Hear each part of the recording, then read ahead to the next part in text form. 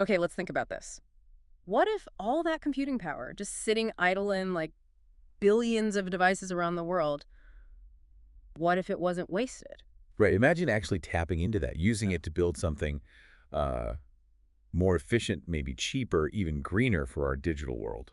That's the big idea we're really digging into today, isn't it? Exactly. We're looking at CPUcoin, that's ticker symbol CPU, Hmm. which is importantly a utility token with, real world uses already. And the network it powers, Hmm. the Computing Global Network, or CGN. And this isn't just some flash in the pan crypto idea. No, not at all. This has been, what, over 10 years in development? Yeah. It's about building a fundamentally different way to handle computing infrastructure. So for you listening, if you want to get up to speed quickly on this, think of this deep dive as your shortcut. We've gone through the documentation on the CGN, Waded through the detail. pull out the key stuff, Yeah. how they're leveraging these underused resources for solutions that could genuinely save money and be better for the environment. So our mission today really is to understand how CPUcoin works as that fuel for the CGN, especially with these new services coming online like Matrix, their AI platform. Yeah, and maybe to grasp why the CGN is potentially such a shift, it helps to quickly look at how things usually work online today, the standard client-server model. Sure, we all kind of get that. Our phones, laptops, those are the clients. They ping requests over the internet. To these big server farms, right? Yeah, Which do the heavy lifting, the processing. yeah, But actually running those servers, that's a huge ongoing cost. yeah, You've got buying the hardware, configuring it, maintenance, power bills, connectivity, security. yeah. Well, it's a lot.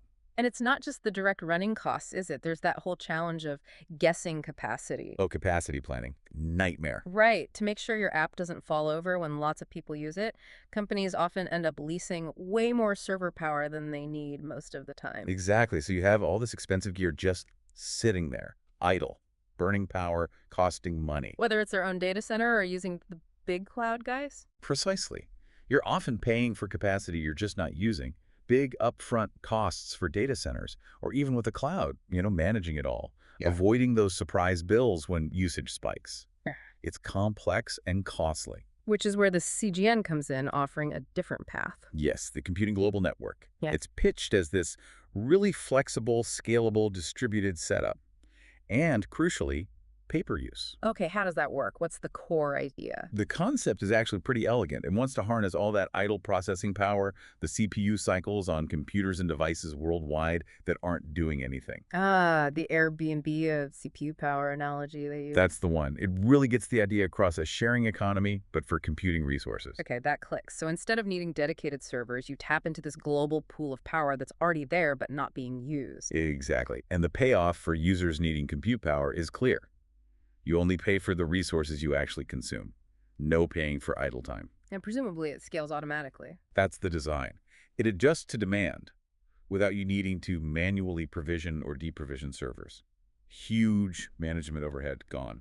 And because it's using contributed resources, the cost could be significantly lower. That's the potential, yes, especially compared to traditional cloud providers. Think about tasks that need a lot of processing power. The savings could be substantial. Makes sense. And they also mentioned near real-time delivery. That sounds important for, well, for most modern apps. Absolutely critical for interactive applications, microservices, anything that needs a quick response. You can't have huge delays. Okay, so that's the network. Now, CPUcoin, you said it's the fuel. It is. It's the exclusive utility token for all transactions within the CGN ecosystem. Full stop. So if I want to run a task on the CGN, I pay with CPUcoin? Correct. You pay for the services consumed using CPUcoin. And on the flip side, the people or companies contributing their idle resources, they call the miners, get compensated in CPUcoin. Okay, logical loop. Miners provide power, get paid in CPU. Users consume power, pay in CPU. And this uses Ethereum. Yes. The underlying settlement happens on the Ethereum blockchain. That provides the transparency and security for the main transactions. But compute tasks happen really fast, much faster than Ethereum block times. How do they handle that? Good point. For the constant stream of small tasks and real-time fee calculations, they use an off-chain microtransaction system. Think of it as a local high-speed ledger. Ah, so it tracks everything instantly off-chain. and then bundles those microtransactions up periodically into larger, less frequent transactions that are recorded on the Ethereum blockchain. So it's a hybrid approach, fast and efficient for the small stuff, but still anchored to the blockchain for security and immutability. Exactly. It balances speed and cost with that crucial blockchain trust layer. They seem to have put a lot of thought into making that work while maintaining transparency. The documentation also mentioned something about CPUcoin being deflation adjusted and adjusting resource costs. Sounds a bit technical. It gets into the tokenomics, yeah. But the gist is, they're trying to manage the token supply, potentially, to support its value over time. That's the deflationary part. And importantly for users, They want stable pricing. right, they're building mechanisms to try and keep the cost of services when priced in, say, US dollars, relatively stable, even if the CPU coin price itself moves around. That predictability is key for businesses. Absolutely. Businesses need budget certainty. Okay, so we have the network, CGN, the payment CPU coin. What can you actually build or run on this? So, the CGN supports DApps decentralized applications. These are the client-side components, the things users interact with. Like an app on my phone.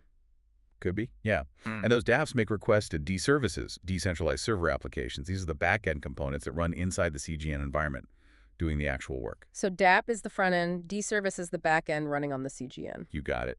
And they already have a live DService called MediaGen. MediaGen, what does Yeah. that do? It's based on tech from a company called Equilibrium, focused on media processing. So think on-demand, scalable image resizing, file format conversion, that kind of visual content processing, securely too. And there's a real DApp using it. Yep, tweakit.io. It uses MediaGen for low-cost image conversion. It's proof the model works. And the idea is others can build more DServices. Exactly. The platform is open. Developers can create and deploy new DServices, offering all sorts of capabilities on the CGN. It's potentially a whole marketplace for decentralized backend services. Interesting. Okay, who provides all the power for these DServices? The miners. Yes, the CGN Miner Network. These are the folks or companies contributing their idle CPU and GPU resources in exchange for earning that CPU coin. So could I run a miner on my home PC when I'm not gaming? Potentially, yes. They have a tiered system for miners. Tier 1 is enterprise grade, very secure. Tier 2 is data centers. Tier 3 is trusted consumer devices. And Tier 4 is untrusted consumer. Okay, untrusted consumer sounds risky. How do you make sure the work they do is correct or not malicious? Critical question. They have several checks and balances, especially for those lower, less trusted tiers.